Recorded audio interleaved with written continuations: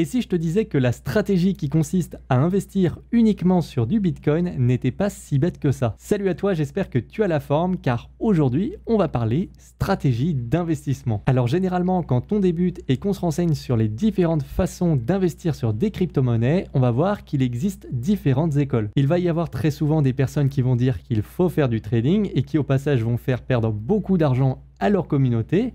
Il va y avoir des personnes qui vont aussi dire vaut mieux investir sur du Bitcoin mais aussi des altcoins parce qu'il faut diversifier son portefeuille et ne pas mettre tous ses œufs dans le même panier, et on va y revenir sur ce point là d'ailleurs. Et on va avoir aussi des personnes qui vont nous dire potentiellement moi je suis Bitcoin maximaliste, je préfère investir uniquement sur du Bitcoin. Bon, des stratégies d'investissement, en réalité, il en existe plein.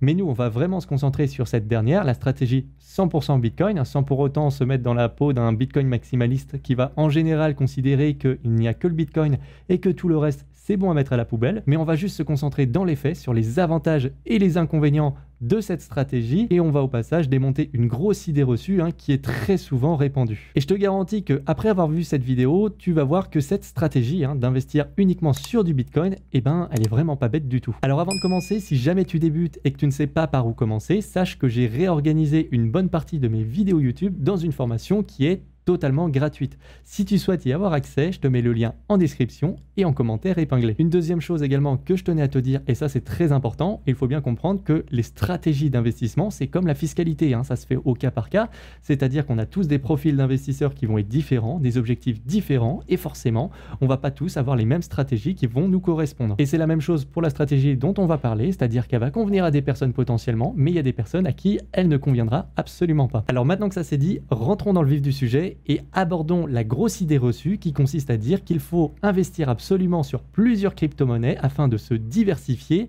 et de ne pas mettre tous ses œufs dans le même panier. Et oui, il y a beaucoup de personnes qui disent ça, et je le disais aussi à mes débuts, mais c'est plus compliqué que ça. C'est pas le nombre de lignes que tu as en portefeuille qui compte, c'est plutôt le type d'actifs sur lesquels tu vas investir. Une vraie diversification de portefeuille va se faire en investissant sur différentes catégories d'actifs qui seront non corrélés entre eux. Alors je te donne un exemple tout bête qui est très connu, c'est le portefeuille All Weather aux 4 saisons de Ray Dalio, où dedans il va avoir par exemple des actions, des obligations court terme, mais aussi des obligations long terme, des commodités, de l'or, bref, des catégories d'actifs différentes qui ne vont pas du tout réagir de la même façon en fonction des situations de marché. Et d'ailleurs, le but de ces portefeuilles-là, tu verras qu'il y a des actifs qui vont être en négatif sur une période pendant que d'autres vont surperformer.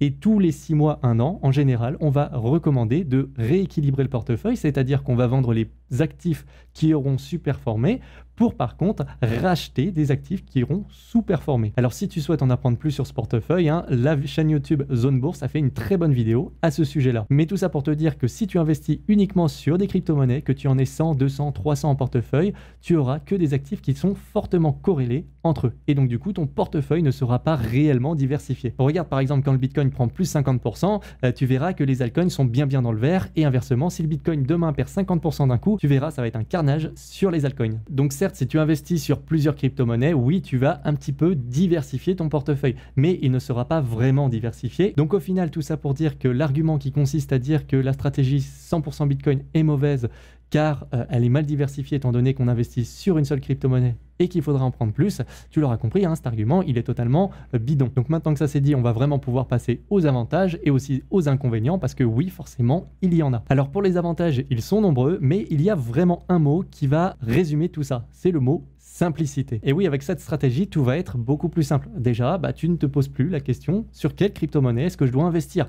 Non, tu investis que sur du Bitcoin, donc comme ça, c'est réglé. La stratégie est également très facile à mettre en place, étant donné que comme tu n'investis que sur du Bitcoin, tu ne te poses plus de questions, tu peux même faire un DCA très facilement dessus, tu as énormément de plateformes qui te proposent ça. D'ailleurs, on a déjà fait plusieurs vidéos sur cette chaîne YouTube, et d'ailleurs tu pourras aussi les retrouver dans la formation crypto débutant que j'ai fait, encore une fois tout est gratuit en description et en commentaire épinglé. Sécuriser tes cryptos, enfin plutôt ta crypto, va être également beaucoup plus simple, parce que oui, forcément quand tu investis sur plusieurs cryptos et que tu veux les sécuriser sur des wallets dont tu es le seul à détenir les clés privées, à ce moment-là, tu te doutes bien que ça va être un petit peu plus compliqué, parce que tous les wallets ne vont pas supporter les cryptos que tu auras en portefeuille, et à ce moment-là, il va falloir utiliser plusieurs wallets. Avec du Bitcoin, c'est réglé, et tout tous les hardware wallets vont supporter cette crypto-là. Et c'est pareil, suivre ton portefeuille crypto, ça va être relativement simple parce que tu n'as pas investi sur 36 000 cryptos, tu n'auras pas toutes les équipes à suivre avec des mises à jour dans tous les sens. Alors attention, Bitcoin, il faut bien comprendre que ça évolue, il y a toujours des améliorations qui sont proposées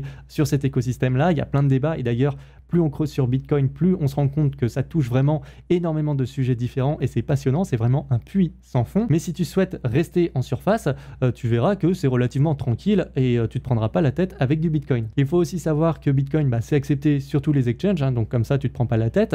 Alors après, forcément, il y a des exchanges qui sont meilleurs que d'autres, que ce soit pour les frais de trading, mais aussi pour les frais de retrait, si tu souhaites retirer tes Bitcoins et les sécuriser toi-même avec des wallets dont tu es le seul à détenir, encore une fois, les clés privées. Je rappelle quand même qu'à la base, Bitcoin, ça a été fait pour se débancariser et pas pour dépendre d'un exchange comme par exemple FTX qui a fait faillite et qui a posé pas mal de problèmes. Autre chose également, c'est que Bitcoin, c'est un actif qui est très liquide, tu n'auras aucun problème à l'acheter ou à le revendre, c'est pas comme certains NFT, c'est pas comme certaines crypto-monnaies qui sont peu liquides quand on investit sur des petites capitalisations. Sur le plan fiscal, alors je connais pas la fiscalité de tous les pays, mais en France, c'est beaucoup plus simple, c'est-à-dire quand tu dois calculer tes plus-values à partir de la valeur totale de ton portefeuille au moment d'une session, quand tu as fait plein de swaps avec plein de crypto-monnaies, là tu vois, tu es obligé de passer par des outils comme Waltio par exemple pour retracer tout ton historique de transactions. Avec Bitcoin, si tu n'as que ça en portefeuille, logiquement tu t'en sors beaucoup plus facilement parce que tu n'as pas fait de swap, tu as eu uniquement du Bitcoin, tu as juste à connaître ton prix total d'acquisition quand tu avais fait ta session et tu regardes le prix du Bitcoin à ce moment-là et normalement tu es tranquille. Alors en ce moment en plus tu as un petit drama avec la SEC, la Security Exchange Commission ou le gendarme financier américain qui dit qu'il y a une bonne partie des altcoins en fait qui sont des security tokens. Et donc forcément ça, je ne vais pas rentrer dans le détail mais ça peut poser des problèmes et il y a beaucoup d'exchanges qui commencent à délister certains tokens, des gros tokens, des capitalisations assez élevées de leurs exchanges. Et si tu suis un minimum l'histoire, tu dois savoir que Bitcoin a très peu de chances d'être concerné par cette histoire-là. Et encore une fois, ça donne un bon point pour cette stratégie 100% Bitcoin qui ne devrait logiquement pas poser de problème sur ce plan-là. Un autre gros argument concernant cette stratégie, mine de rien, c'est que Bitcoin, c'est le plus gros représentant de l'écosystème crypto. J'ai envie de te dire, encore une fois, quand le Bitcoin monte, tu as tout qui monte et quand tu as le Bitcoin qui descend, il y a tout qui descend.